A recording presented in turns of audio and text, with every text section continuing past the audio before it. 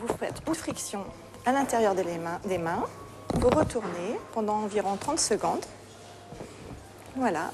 Et ensuite, vous allez passer vos mains sous les UV. Sur la main gauche, on voit que la friction, le produit est recouvert sur tous les doigts, sauf ici, hein, voilà, entre les deux doigts, on voit encore la peau qui n'est pas recouverte.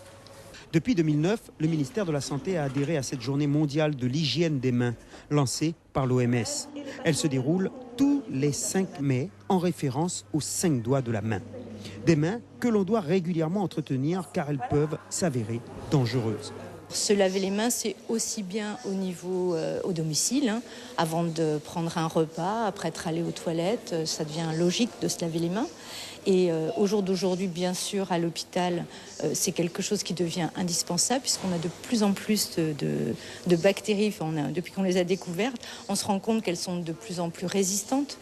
Et on a très peu d'antibiotiques pour répondre après aux demandes. D'où des campagnes régulières de les antibiotiques, c'est pas automatique. Et puis maintenant, on va dire, le lavage des mains, par contre, lui, il est automatique. Au CMCK, la prise en charge de malades peut nécessiter de 3 à 40 frictions des mains avec une solution hydroalcoolique.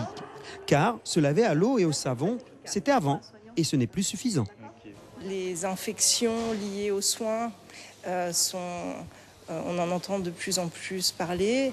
Les transmissions croisées entre patients sont liées également à la transmission manuportée, donc par les mains des bactéries. Et c'est pour lutter contre tous ces événements qu'un lavage des mains doit être fait correctement.